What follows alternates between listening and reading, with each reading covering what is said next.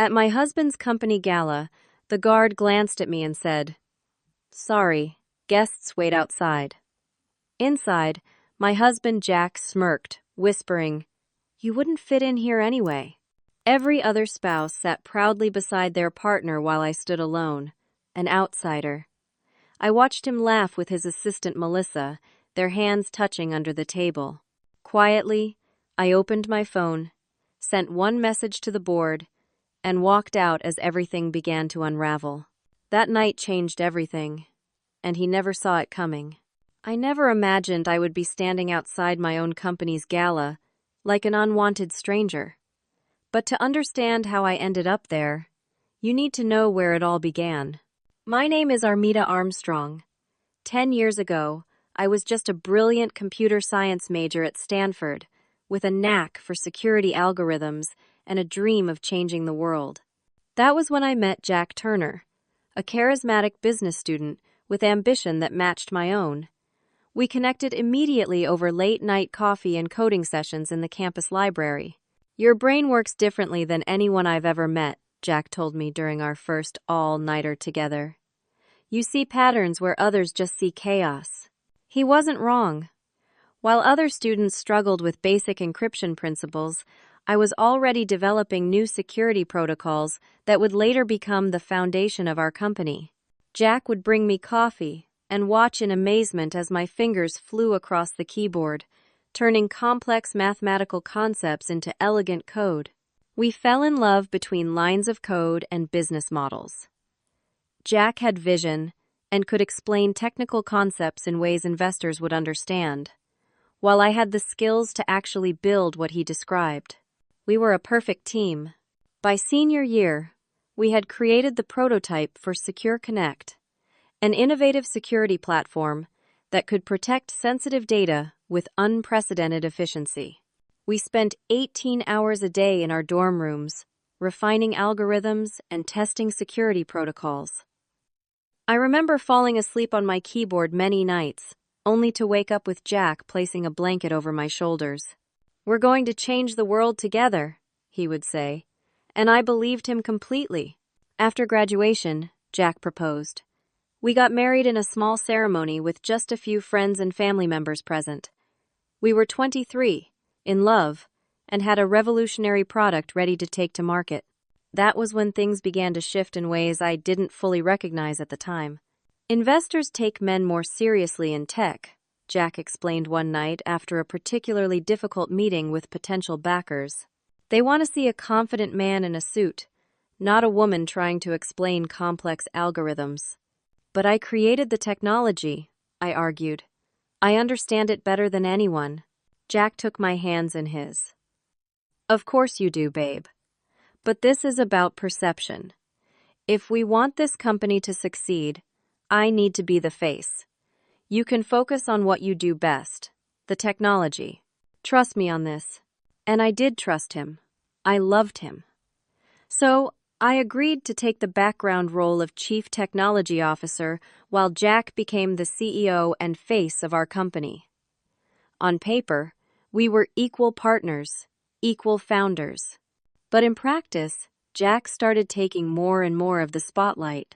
The investment money started pouring in after that, $5 million in seed funding, another $12 million in Series A. Our little dorm room project was becoming a real company with offices in San Francisco and a growing team of engineers. But with each funding round and each new hire, I found myself being pushed further into the background. Jack started scheduling important meetings when he knew I was deep in coding sessions. "I didn't want to disturb your flow," he would explain afterward. He began referring to Secure Connect's revolutionary algorithm as his breakthrough in press interviews. At first, I didn't mind.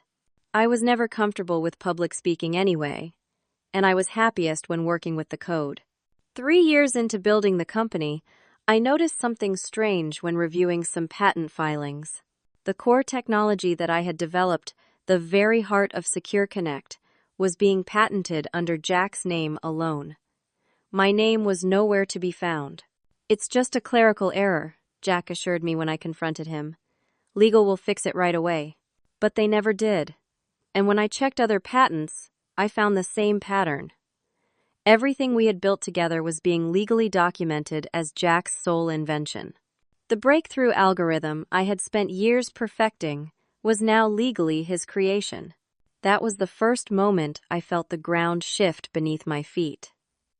The first sign that the partner I trusted completely might be systematically erasing my contributions to build his own legacy. But I still couldn't believe he would betray me so completely. He was my husband, my partner, in every sense. There had to be some explanation. I was wrong. And it would take me 2 more years to understand just how calculated his betrayal had been from the very beginning. By our 5th year in business, Secure Connect had grown into a $100 million company with over 200 employees. Our security platform was being used by major banks, healthcare systems, and even government agencies. From the outside, we were a tremendous success story. Behind closed doors, my role in the company I had co-founded was shrinking by the day. Jack had hired Melissa Parker as his executive assistant about a year earlier. Tall, polished, and with an MBA from Wharton, she seemed overqualified for an assistant role, but Jack insisted she was crucial to his executive function. "Armida, you understand the pressure I'm under," he said when I questioned why his assistant needed to attend board meetings that I wasn't invited to. "Melissa helps me stay organized and focused on growth." I tried to ignore the way she touched his arm when they talked, or how their urgent business dinners always seemed to run late into the evening. I was busy trying to maintain my position in the company, while Jack systematically dismantled my authority. First, he restructured the engineering department so that the team I had built reported to a new chief information officer named Greg, who reported directly to Jack. "This frees you up to focus on innovation," Jack explained with a smile that didn't reach his eyes. Then my office was relocated from the executive floor to the engineering department to be closer to the team. My parking spot was reassigned. My assistant was let go during budget cuts, while Jack hired 2 more people to support his office. I found myself being introduced at company functions as Jack's wife, rather than as chief technology officer and co-founder. The narrative was shifting, and I could feel it slipping away from me. One afternoon, I overheard 2 board members talking near the coffee machine. "What does Jack's wife actually do here?" one asked. "I think he gave her some kind of technical role. Keeps her busy, I guess," the other replied. I stood frozen, coffee cup in hand, as they walked away laughing.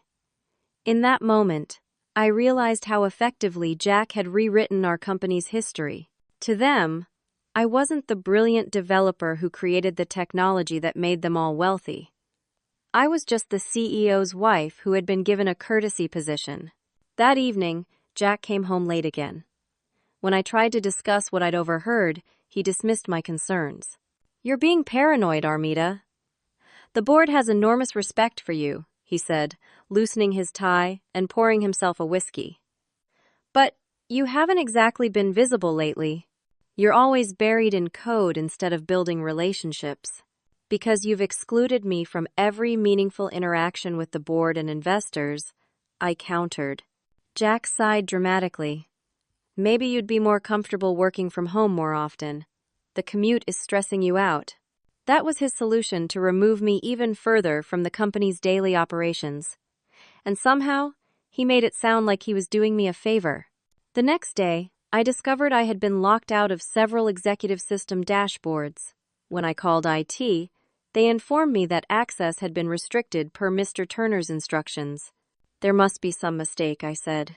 "I'm the CTO." There was an uncomfortable pause before the IT manager responded. "Actually, according to the updated org chart we received yesterday, you're now listed as a technical consultant, not CTO.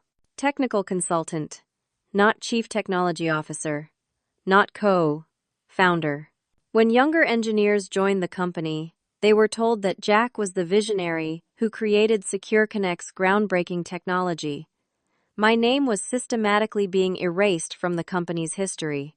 My husband wasn't just taking credit for my work, He was actively removing any evidence that I had ever been an equal partner in building our company. That night, I decided to do a thorough check of our systems while Jack was at a business dinner with Melissa. Using my developer credentials, which thankfully still worked, I accessed our corporate document repository. What I found made my blood run cold.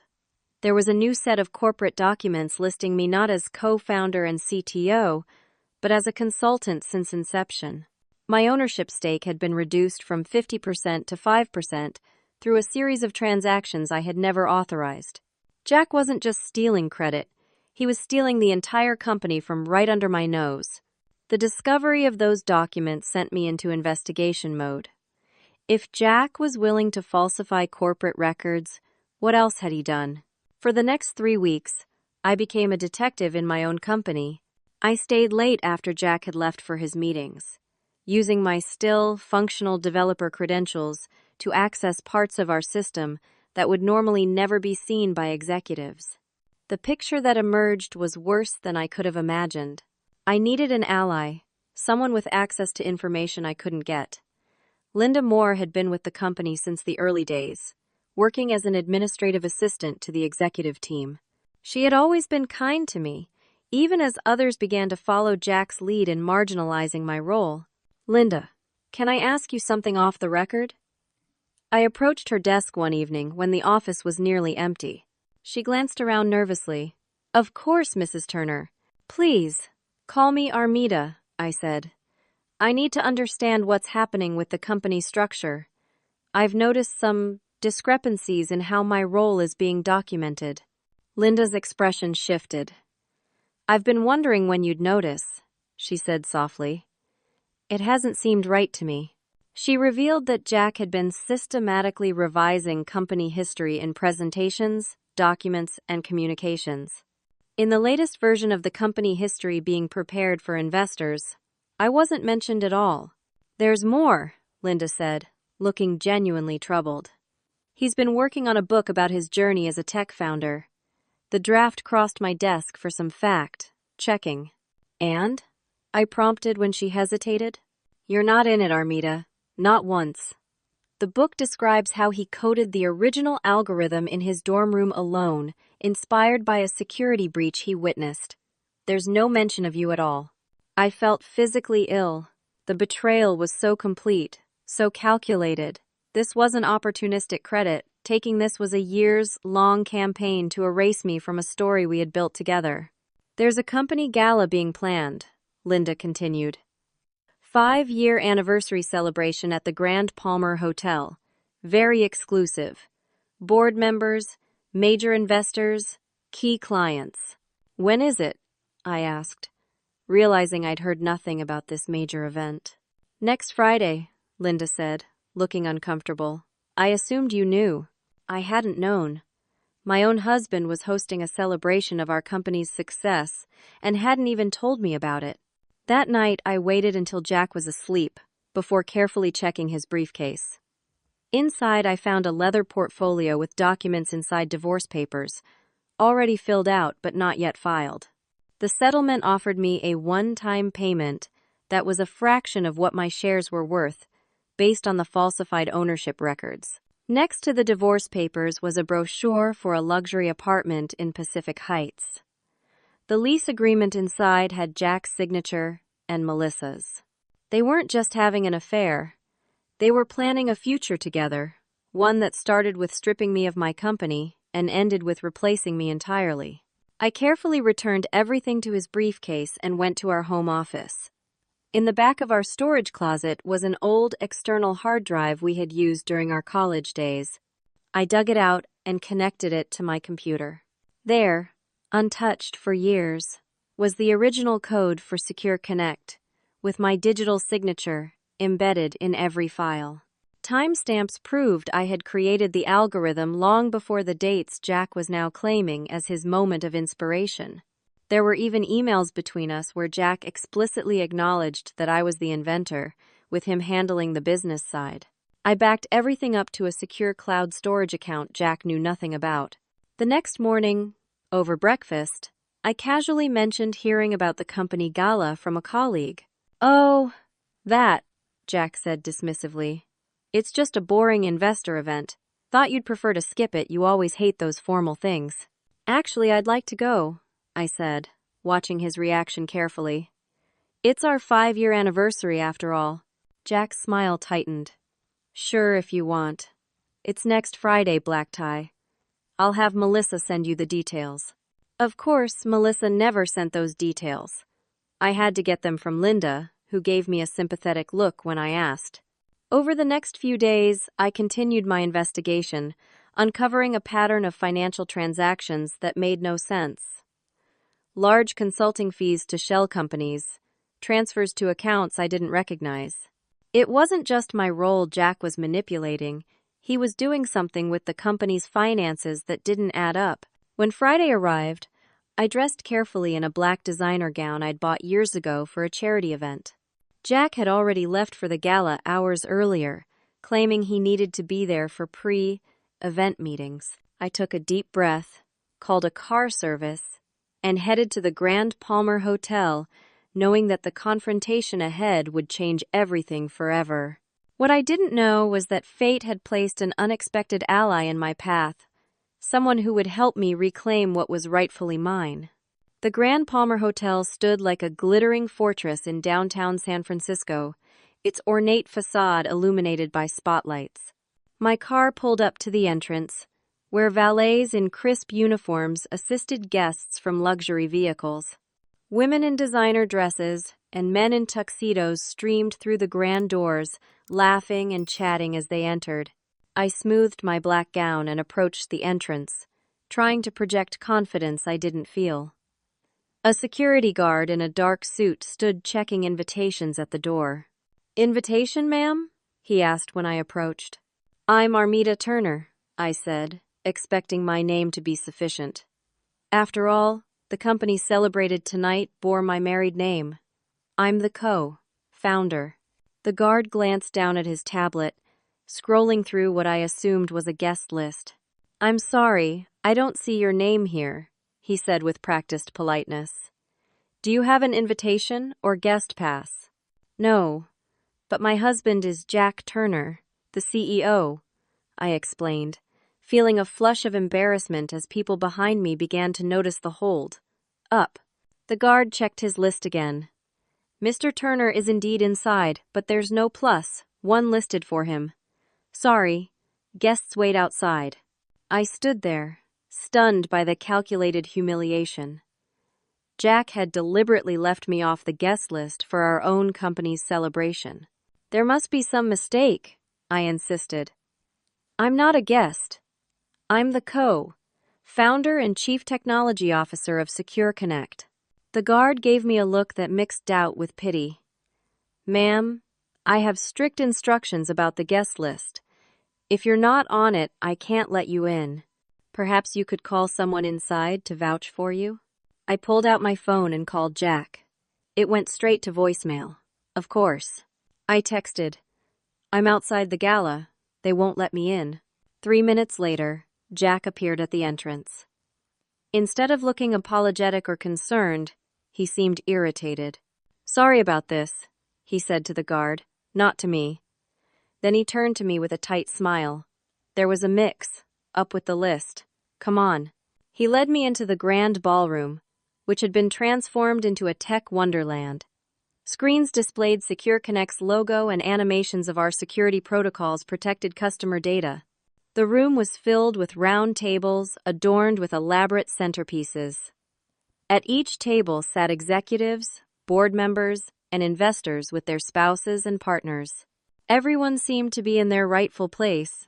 Everyone except me. "Where am I sitting?" I asked Jack, noticing that all the tables seemed full. He gestured vaguely toward the back of the room.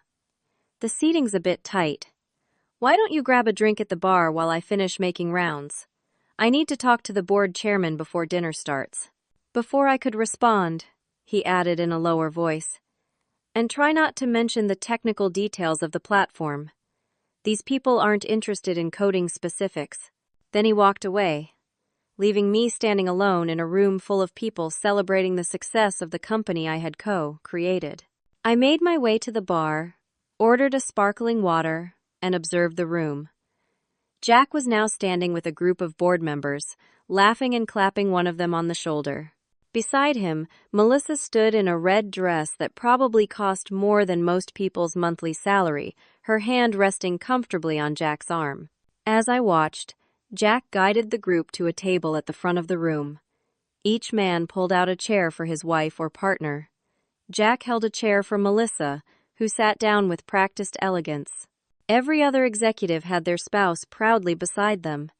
Meanwhile, Jack had me relegated to standing at the bar like an unwanted acquaintance. A waiter approached the mic to announce dinner would be served shortly, and asked all guests to take their assigned seats. I remained at the bar, the only person in the room without a place. Jack caught my eye from across the room. Instead of looking guilty, he smirked and turned his attention to Melissa, leaning in to whisper something that made her laugh. His message was clear. You wouldn't fit in here anyway. I felt a presence beside me at the bar. A woman in her 50s with silver-streaked hair cut in a sharp bob ordered a gin martini. Not a fan of assigned seating? She asked, noticing I wasn't moving toward the tables. Apparently I don't have an assignment, I replied with a small smile. She raised an eyebrow. That's odd. I'm Eleanor Wright. She extended her hand. I recognized the name immediately. Eleanor Wright was the chairwoman of Pinnacle Ventures, one of the largest investment firms in Silicon Valley. Armida Turner, I responded, shaking her hand. Turner? Any relation to Jack Turner? She asked. His wife, I said, watching her expression carefully. Surprise flickered across her face. Really? I've met with Jack dozens of times over the years. He's never mentioned his wife works in the industry, too. Actually, I'm the co-founder and CTO of Secure Connect, I said. Eleanor looked genuinely confused. Jack has always presented himself as the sole founder and creator of the security algorithm. He's never mentioned a co-founder, let alone that it was his wife. Before I could respond, the lights dimmed, and a spotlight illuminated the small stage at the front of the room. Jack walked up to applause, his charismatic smile on full display. Welcome, everyone, to Secure Connect's 5-year celebration, he began. What an incredible journey it's been since I first had that breakthrough moment in my Stanford dorm room, realizing there was a fundamental flaw in how data security was being approached. I listened as Jack described in detail how he had created the algorithm that made Secure Connect possible, how his vision had transformed the cybersecurity landscape, how his innovative approach had attracted the investment that built the company. Not once did he mention my name or my role. According to Jack's version of history, Secure Connect sprang fully formed from his mind alone. When he finished his speech to enthusiastic applause, he raised his glass in a toast. And I want to give special thanks to someone who has been instrumental in our recent growth, my brilliant assistant, Melissa Parker. Her support and vision have been invaluable. I watched as Jack's hand found Melissa's under the table, a gesture of intimacy that confirmed what I'd already suspected. Around me, people clinked glasses and continued celebrating a false narrative, unaware that the real creator of their success was standing alone at the back of the room. As dinner was served, Eleanor turned to me. I'm fascinated by security algorithms. I'd love to hear more about your work while we eat. I don't have a seat, I admitted. Eleanor frowned. That's ridiculous. Join me at my table, we have an empty chair. As we walked to her table, I saw Jack watching us, a flash of concern crossing his face as he recognized Eleanor. He clearly hadn't anticipated I would make a connection with one of the most powerful investors in the room. Over dinner, Eleanor asked insightful questions about Secure Connect's technology. I explained the complex security protocols I had designed, watched understanding dawn in her eyes as she grasped concepts that most business people struggled with. You really did create this, didn't you? She said quietly, after I'd explained a particularly innovative aspect of the algorithm. Every line of code in the original version, I confirmed. Then why is Jack taking all the credit? I looked across the room at my husband, now laughing with the board members, his hand openly holding Melissa's. "That," I said, pulling out my phone, "is what I'm about to find out." I opened my email and began composing a message to the board of directors with the subject line, "Urgent, Securities Fraud and Corporate Misrepresentation at Secure Connect." I attached documentation proving my role as the original inventor, along with evidence of the systematic erasure of my contributions. Eleanor watched me type. "What are you going to do?" I hit send. "I'm going to reclaim what's mine." I stood up, thanked Eleanor for her kindness, and walked toward the exit. As I passed Jack's table, his eyes met mine. Something in my expression must have alarmed him because he excused himself and followed me. "Where are you going?" he demanded, catching up to me in the hallway. "Home," I said simply. "Enjoy your evening, Jack. It might be your last as CEO." "What are you talking about?" His confident facade cracked slightly.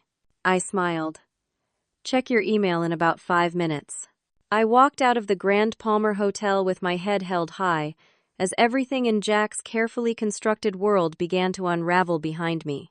The night air felt cleansing as I left the hotel, like I was finally breaking free from a suffocating lie. Instead of going home to the house Jack and I shared, I checked into a different hotel downtown. I needed space to think, to plan, and to prepare for what would undoubtedly be a battle. The email I'd sent to the board was just the opening salvo. I knew Jack would try to dismiss my claims, paint me as a bitter, jealous wife making things up out of spite. I needed irrefutable evidence and a solid legal strategy. First thing the next morning, I called Tara Reed, my roommate from freshman year, who had gone on to become one of the top intellectual property attorneys in California. "Armida, it's been ages," she greeted me warmly when we met for coffee near her downtown office. Her smile faded as I explained my situation. "So, your husband has been systematically erasing your contributions to a company you co-founded, and now he's positioning himself to push you out completely?" she summarized, her expression hardening. "While having an affair with his assistant and preparing to file for divorce?" "That about covers it," I confirmed. Tara tapped her pen against her legal pad. "Let me be blunt. You're in a dangerous position. If Jack files for divorce before this is resolved, it complicates everything. California is a community property state, but he's clearly been laying groundwork to minimize what you'd be entitled to." "I have the original code," I explained, "with timestamps and my digital signature, and emails where Jack explicitly acknowledges I created the algorithm." "That's an excellent start," Tara said. "But we need more. We need to understand exactly what's happening with the company's ownership and finances." Over the next week, I worked with Tara to build my case. Using my remaining system access, I downloaded everything I could: financial records, corporate filings, board presentations, patent applications. What we discovered was even worse than I had feared. Jack wasn't just erasing me from the company's history. He was preparing to sell Secure Connect to a larger tech firm, Globesec Industries, in a deal that would make him incredibly wealthy while diluting my already diminished ownership to almost nothing. The pending sale would value Secure Connect at $800 million. Based on the falsified ownership records Jack had created, my 5% stake would be worth $40 million, a fortune to most people, but a fraction of the $360 million Jack stood to gain from his claimed 45% stake. The remaining 50% was split among various investors. "He's selling the company out from under you," Tara said, studying the draft acquisition agreement I'd found, "and he structured it in a way that would force you to accept their valuation of your shares." "Can he do that?" I asked. "Not if we can prove you're a legitimate co-founder with equal ownership rights," Tara replied. "But we need to act quickly. This sale is moving forward, and once it's complete, unwinding it becomes much more difficult." I remembered Eleanor Wright, the investment firm chairwoman I'd met at the Gala. "I might have an ally on the investor side," I told Tara. I reached out to Eleanor, asking if she would meet with me privately. She agreed immediately, inviting me to her office the following day. Pinnacle Ventures occupied the top 3 floors of a sleek high-rise with panoramic views of the bay. Eleanor's corner office was understated but elegant, with modern art adorning the walls. "I've been doing some research since we met," Eleanor said, once we were seated in her comfortable meeting area, rather than across a formal desk. "The story you told me about creating Secure Connect's technology seems to be corroborated by early records. Your name appears on the initial patent filings and incorporation documents, though it mysteriously disappears from later ones. Jack has been systematically erasing me from the company's history," I explained. "And now he's selling the company without my knowledge or consent." Eleanor nodded gravely. "To Globesec Industries. Yes, I'm aware of the pending acquisition. Pinnacle has a 15% stake in Secure Connect, so we're significant enough to have a vote, but not enough to block the sale on our own." I took a deep breath. "I have evidence that Jack has been manipulating corporate records to reduce my ownership stake. The sale is based on fraudulent documentation." "That's a serious allegation," Eleanor said, her expression giving nothing away. "What kind of evidence?" I opened my laptop and showed her the original code with my digital signature, the early emails between Jack and me, clearly establishing our partnership, and the progression of corporate documents showing how my role had been systematically diminished over time. "There's more," I said hesitantly. "In reviewing the financial records, I found irregularities that suggest Jack may have been manipulating the company's performance metrics." Eleanor leaned forward. "What kind of irregularities?" I pulled up the spreadsheets I had analyzed. "These customer acquisition figures don't match the actual user data. And these revenue projections are based on contracts that don't exist. Yet they're presented as signed deals, but I can't find the actual agreements anywhere in the system." Eleanor studied the documents, her expression growing more serious by the minute. "If these discrepancies are real, this goes beyond just sidelining you. This is securities fraud. The board needs to know before they approve this sale," I said. "Not just for my sake, but for all the investors who would be deceived." Eleanor was quiet for a long moment, thinking. "Pinnacle has invested $30 million in Secure Connect, based on Jack's representations about the company's technology and financial health. If what you're showing me is accurate, we have a significant problem. I'm prepared to present all of this evidence to the board," I said. "But Jack controls most of the board members. They might not even agree to hear me out." A slow smile spread across Eleanor's face. "Leave that to me. As it happens, I know the chairman of the board quite well. We sit on several other boards together. I think I can convince him that an emergency board meeting is necessary to address these concerns." "Thank you," I said, relief flooding through me. I was beginning to think no one would believe me. Eleanor's expression turned serious again. "Armida, you should prepare yourself. Even with solid evidence, this will get ugly. Jack won't give up control without a fight." "I know," I nodded. "But after years of watching him take credit for my work and plan to discard me like I'm nothing, I'm ready for a fight." Over the next 3 days, Eleanor worked her connections, while I continued gathering evidence with Tara's help. We discovered that Jack had indeed been falsifying financial reports, hiding significant debt, while presenting artificial growth to investors and the board. The company wasn't performing nearly as well as Jack had been claiming. The pending sale to Globesec wasn't just about his greed, it was about unloading Secure Connect before anyone discovered its true financial situation. While digging through financial records, I came across something else, a series of large payments to a consulting firm called MPG Strategies. The firm didn't seem to have any web presence or official relationship with Secure Connect, yet had received over $2 million in the past year. A little more digging revealed that MPG stood for Melissa Parker Group. Jack had been funneling company money to his mistress through a fake consulting arrangement. When I showed these findings to Tara, she let out a low whistle. "This is embezzlement on top of everything else. Your husband hasn't just been stealing your credit, he's been stealing from the company directly." On Thursday morning, 4 days after the gala, I received a call from Eleanor. "It's set," she said without preamble. Emergency board meeting tomorrow at 10 a.m. The chairman has agreed to give you the floor before any other business is discussed. Did you tell him what it's about? I asked. Only that a major governance issue has come to light that could impact the GlobeSec acquisition. He's concerned enough to call the meeting, but Jack doesn't know you'll be there. Element of surprise is on our side.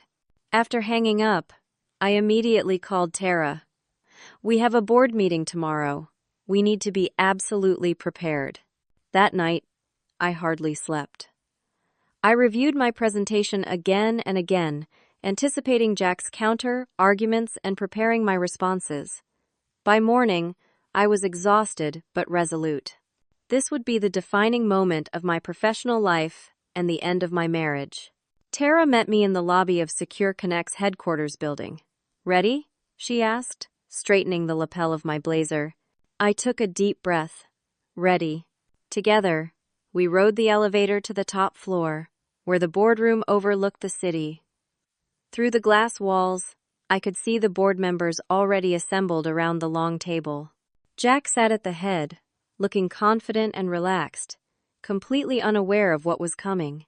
Eleanor caught my eye through the glass and gave me a slight nod. It was time to reclaim what was mine. The board meeting was scheduled to begin at 10 o'clock sharp.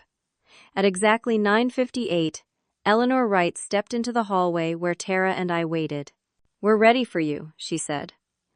"I've told the chairman you have evidence of serious corporate malfeasance that could impact the GlobeSec acquisition." I smoothed my blazer and took a steadying breath.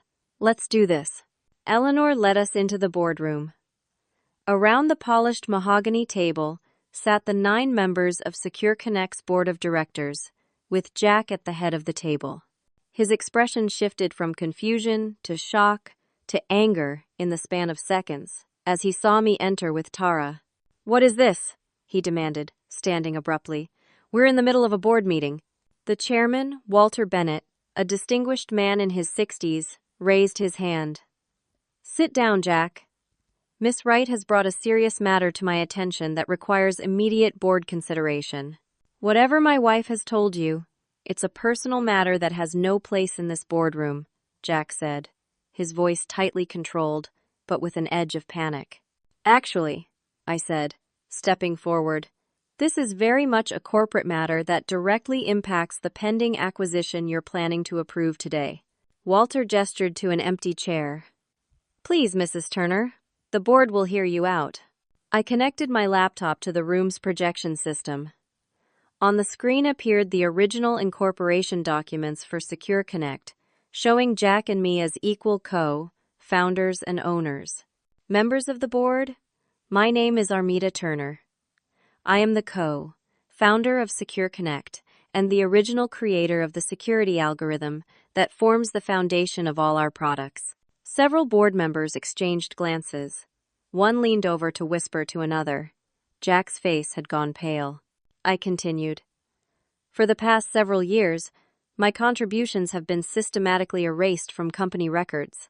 My ownership stake has been fraudulently reduced from 50% to 5% without my knowledge or consent." "This is ridiculous," Jack interrupted. "Armida was a minor contributor in the early days. The 50-50 split was a temporary arrangement during our startup phase, later revised with proper documentation to reflect actual contributions." I calmly clicked to the next slide. Here is the original Secure Connect code, with my digital signature and timestamps from 6 years ago. And here, I clicked again, are emails between Jack and me from that period, where he explicitly acknowledges that I created the algorithm while he focused on the business plan. The board members leaned forward, studying the evidence. Jack's confident facade began to crack. Even if there was some initial confusion about credit, he argued, the current corporate structure has been in place for years. The time to dispute it has passed. Tara stepped forward. "Actually, Mr. Turner, the statute of limitations on fraud begins when the fraud is discovered, not when it's committed. And your systematic concealment of these actions from Miss Armstrong constitutes ongoing fraud." "Armstrong?" one of the board members asked. My maiden name, I clarified. The name under which I originally created the technology. I moved methodically through my presentation, showing the progression of documents that gradually diminished my role, all executed without my knowledge by exploiting the trust between husband and wife. Jack's arguments grew increasingly desperate. This is just a divorce tactic, he claimed. Armida is trying to leverage the company for a better settlement. Actually, I replied, I only discovered your intention to divorce me last week when I found the papers in your briefcase. But I discovered your fraud months ago and have been gathering evidence since then. Several board members were now looking at Jack with open suspicion. But I wasn't finished. There's more the board needs to know before voting on the GlobeSec acquisition, I said, switching to a new set of slides. These are the financial reports presented to you over the past year, showing consistent growth and profitability. I clicked to the next slide. And these are the actual financial records I've extracted from our internal systems, showing significant debt and declining user retention. The boardroom erupted in concerned murmurs. Walter Bennett raised his hand for silence. Are you suggesting the financial reports we've been reviewing are fraudulent, Mrs. Turner? Yes, Mr. Bennett, that's exactly what I'm suggesting, and I can prove it. I methodically walked the board through the discrepancies, showing how Jack had been presenting aspirational projections as actual results, hiding, mounting debt, and inflating user metrics. The company isn't worth $800 million, I concluded. Based on accurate financials, it's worth closer to $300 million. GlobeSec is dramatically overpaying based on fraudulent information, which could expose all of you to shareholder lawsuits once the truth comes out. The room was silent as the implications sank in. Walter Bennett turned to Jack. Do you have any response to these allegations? Jack had regained some of his composure. These are complex financial matters that can be interpreted in different ways. Armida doesn't have the business background to understand. Actually, Eleanor interrupted, I asked Pinnacle's forensic accounting team to review these records independently last night. They've confirmed Mrs. Turner's analysis. The discrepancies are real and substantial. Jack's face flushed with anger. This is a coordinated attack on my character and leadership. I built this company from nothing. No, I said firmly. We built it together, and then you stole it from me. The boardroom door opened, and Melissa Parker stepped in, looking confused. Jack? The GlobeSec team is waiting in the conference room. They're asking when the board will be ready to sign the acquisition documents. All eyes turned to her, then back to Jack. I seized the moment to show my final piece of evidence. There's one more thing the board should know, I said, clicking to a new slide showing the payments to MPG Strategies. Jack has been embezzling company funds to pay his mistress through a fake consulting firm. Melissa's eyes widened in shock. Jack stood up, his face contorted with rage. You bitch! You've been planning this all along.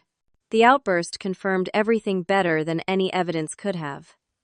The board members looked stunned at Jack's loss of control. Actually, I've been trying to save the company you're destroying, I replied calmly. And now the board has all the facts they need to make an informed decision. Walter Bennett cleared his throat. I think we need to ask Mr. Turner to step out while the board discusses these serious allegations. This is my company, Jack shouted. You can't exclude me from this discussion. Actually, Walter said firmly, this is a publicly traded company owned by its shareholders and governed by this board. And in light of these allegations, I'm invoking the emergency powers clause in our bylaws to temporarily suspend your authority as CEO pending a full investigation. Security was called, and Jack was escorted from the boardroom, still shouting threats. Melissa followed, looking shocked. In the hallway, Jack confronted me with fury in his eyes. You'll regret this, he hissed. I'll make sure you get nothing. What Jack didn't realize was that Linda, the administrative assistant who had helped me, was standing nearby with her phone out, recording his threats. When she caught my eye, I gave her a slight nod of thanks. The board deliberated for 3 hours.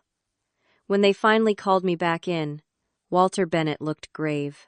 Mrs. Turner, The board has reviewed your evidence and finds it compelling enough to warrant a full investigation. We've voted unanimously to postpone the GlobeSec acquisition and to suspend Jack Turner from all duties pending that investigation. Thank you, I said. And my role in the company going forward? Walter glanced at Eleanor, who nodded encouragingly. We believe your claim to be a legitimate co-founder with significant ownership rights.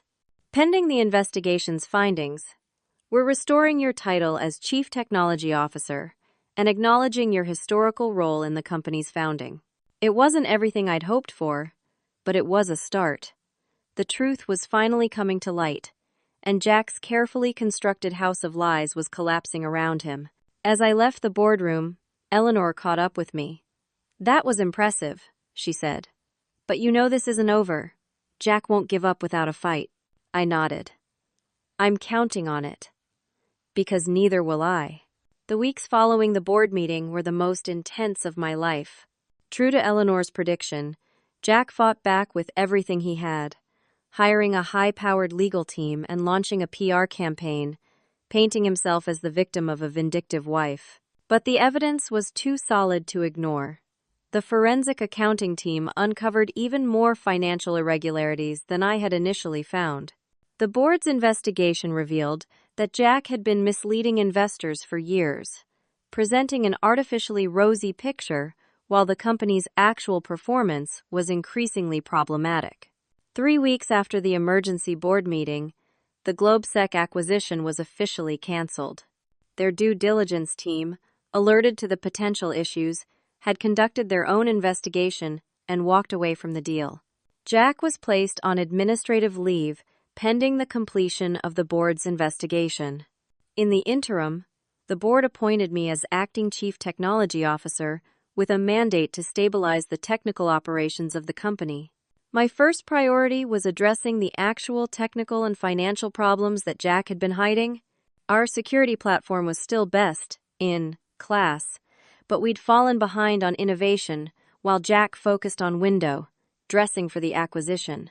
I assembled a team of our best engineers and gave them a clear mission: identify our weaknesses and fix them. Within days, we had a comprehensive plan to update our core security protocols and develop new features that our customers had been requesting for months. The board, impressed by the clarity and transparency of my approach, granted my team the resources we needed. For the first time in years, I felt like I was truly leading again, rather than being sidelined. While I focused on rebuilding the company, Tara managed the legal battle. Jack filed for divorce as expected, attempting to separate the personal proceedings from the corporate dispute. Tara successfully argued that the cases were inextricably linked, given the nature of Jack's actions. The court agreed, consolidating the proceedings and freezing all corporate assets pending resolution. This prevented Jack from liquidating his shares or further manipulating company resources. 6 weeks into the investigation, the final report was devastating for Jack. It documented a pattern of systematic fraud, including falsifying corporate records to reduce my ownership stake, presenting misleading financial information to the board and investors, embezzling company funds through fake consulting contracts, attempting to sell the company under false pretenses. The morning after receiving the report, the board convened an emergency session. Jack was invited to defend himself, but his explanations fell flat against the mountain of evidence. In a unanimous vote, the board terminated Jack as CEO for cause, eliminating his severance and clawing back significant portions of his compensation based on the fraudulent performance metrics he had presented.